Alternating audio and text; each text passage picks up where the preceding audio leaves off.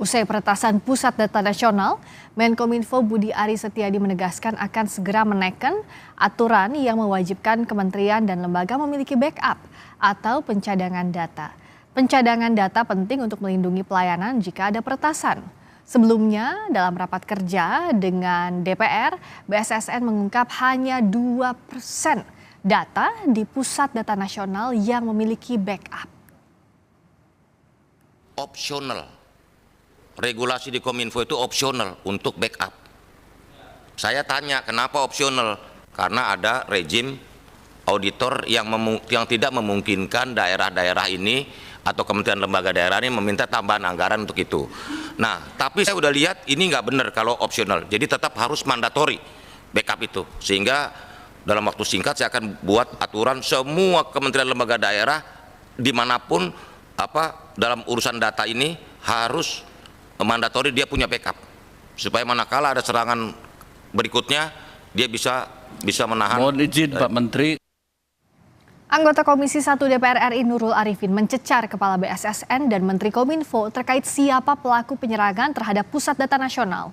Nurul meminta Kominfo menjelaskan siapa dan kemana tebusan yang diminta oleh pelaku dikirimkan. Namun BSSN dan juga Kominfo akan menjelaskan usai sidang di Skorsing untuk sholat maghrib. Ini Bapak mengatakan ada yang minta tebusan 8 juta US dollar, 171 miliar begitu. Itu sebenarnya bukan nilai yang besar mungkin kayaknya ya Pak ya. Tapi pertanyaannya, siapa yang meminta tebusan? Dan Bapak harus bayar kemana? Pelakunya siapa? Pertanyaan berikutnya, apakah pelakunya ada terindikasi dari internal? Atau apakah mereka yang menjual teknologi karena teknologinya ingin dibeli? Ya. Atau pelakunya adalah seperti Bapak Ludwig tadi katakan, bukan orang yang marah karena usaha judi online-nya diganggu oleh Bapak misalnya ya. Judulnya itu diganggu oleh Bapak, apakah mereka yang marah begitu ya? Dan yang terakhir pertanyaan saya keempat adalah bagaimana dengan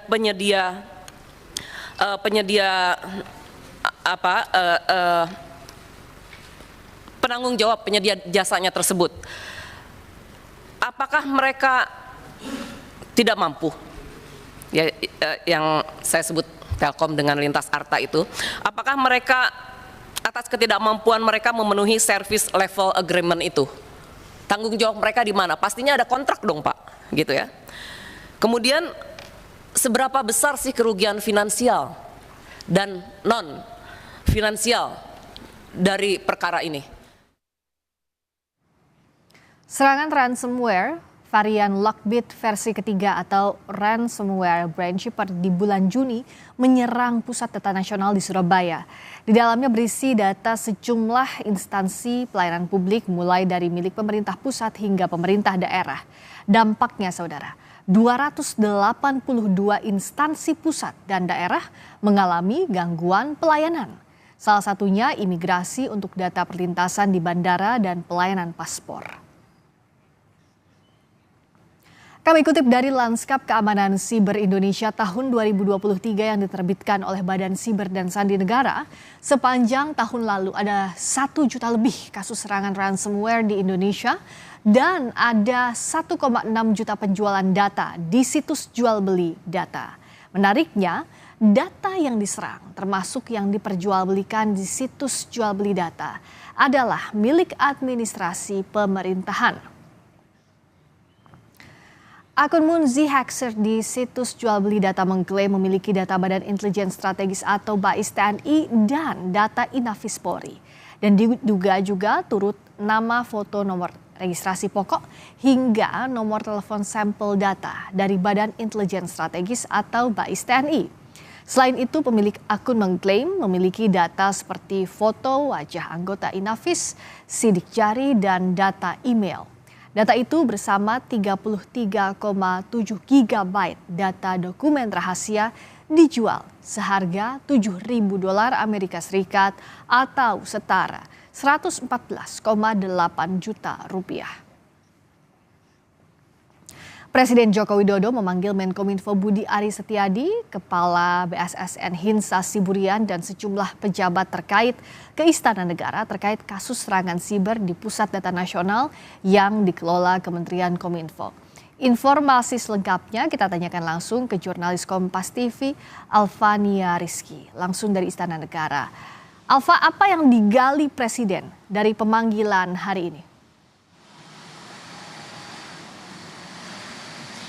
Friska dan juga saudara, kalau mengumpulkan keterangan dari beberapa menteri yang meninggalkan istana usai mengikuti rapat ini terkait dengan mengevaluasi hasil pemulihan peretasan pusat data nasional yang kemudian menjadi isu sejak seminggu terakhir. Tapi yang cukup mengecewakan Friska dan juga saudara bahwa dua pejabat negara terkait yaitu Menkominfo Budi Ari dan juga Kepala BSSN Hinsa Siburian menghindar dari awak media tanpa memberikan keterangan satupun usai dipanggil oleh Presiden Joko Widodo terkait dengan apa sebenarnya yang menjadi concern atau perhatian Presiden Jokowi dalam pembahasan pemulihan peretasan PDN sementara 2 ini. Tetapi kalau tadi pernyataan-pernyataan terkait dari beberapa menteri yang kemudian kami berhasil kumpulkan, misalkan dari Menkumham menyebutkan bahwa data yang dimiliki oleh Kemenkumham yaitu data imigrasi ini sudah berhasil dipindahkan layanannya ke layanan Amazon sehingga sampai saat ini data tersebut aman. Kemudian kalau dari Kepala BPKP Yusuf Ateh menyebutkan Presiden meminta lembaganya untuk mengaudit pengelola PDN S2 ini. Artinya ada audit-audit terkait dengan keuangan atau dana yang dimiliki oleh PDN untuk kemudian menjadi perhatian khusus dari pemerintah. Karena kita tahu dana yang dimiliki atau untuk membangun PDN S2 ini tidak kecil atau sangat besar, sekitar 700 miliar data yang berhasil saya kutip. Dan ini menjadi perhatian khusus dari Presiden Joko Widodo karena sampai saat ini Friska dan juga saudara, pemulihan data PDN S2 ini belum bisa dilakukan oleh pemerintah dan pengambil alihan data yang berhasil diambil alih oleh peretas ini juga belum bisa dilakukan oleh pemerintah. Sehingga publik sangat menantikan seperti apa langkah lanjutan yang akan dilakukan pemerintah untuk kemudian mengambil alih data-data tersebut. Walaupun pemerintah mengklaim bahwa data-data yang diretas ini tidak penting atau hanya data-data biasa saja, tetapi setidak penting apapun itu tentu saja ini masih menjadi perhatian publik. Bagaimana negara menjamin kerahasiaan data dari warga negaranya dan juga seperti apa upaya negara melindungi data-data dari rakyat Indonesia. Hal ini yang kemudian sangat dinantikan. Saya pun juga, awak media di istana juga menantikan keterangan dari Menkominfo Budi Ari dan juga Hinsa Siburian Kepala BSSN terkait dengan langkah lanjutan. Karena dari pengelola PDN S2 sendiri dari Telkom Sigma memang menyebutkan bahwa pengaktifan data ini akan dilakukan. Tetapi dia tidak bisa menjamin bahwa pemulihan data yang berhasil diambil alih oleh peretas ini bisa dikembalikan atau diambil alih lagi oleh pemerintah Indonesia.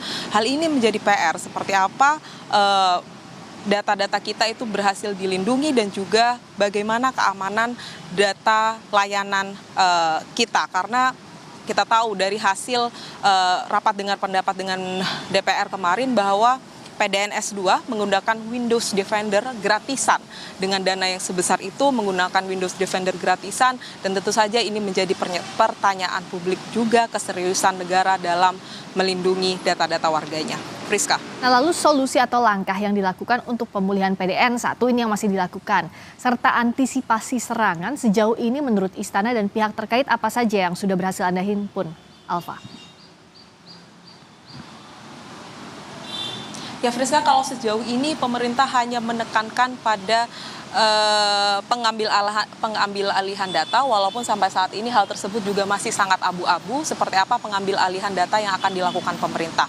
Pemerintah sendiri mengklaim tidak akan membayarkan sejumlah dana yang diminta oleh peretas. Seperti kita tahu 8 juta US dollar.